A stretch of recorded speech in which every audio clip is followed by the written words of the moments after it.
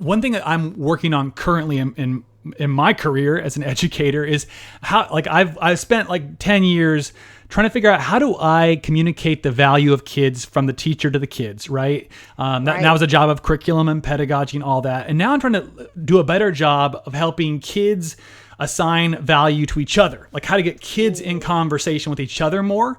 And so this is where I'm a work in progress 100%, but I will say I love controversy now much more than when I started teaching. Like in math class at the start, it's like math is great because it's the absence of controversy. There is a definitive right answer to every single question.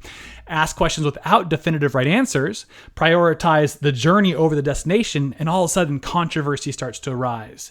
And how to get kids in conversation with each other to see value in one another and to learn from one another. So like, for instance, we have these card sorts in the Amplify Desmos Math curriculum.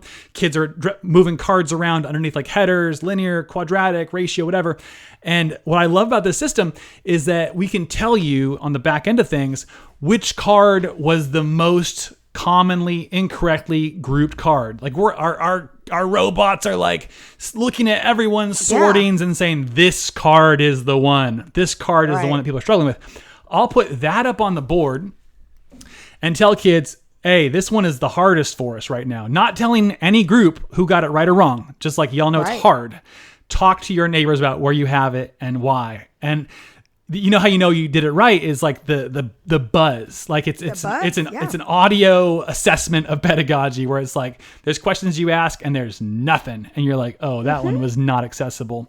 So there's all kinds of moments like that. I got kids like they make a graph and they write a story about it, and I can put up with our system. I'll grab several students, their graph of their story and their written description of their story, and I'll shuffle them. I'll shuffle those up and then tell the class like, hey, which graph of yours matches which story of yours. And this is again, like me trying to say, making the kids the curriculum, as it were. Like there's the initial curriculum that you can get from somebody, hopefully Amplify.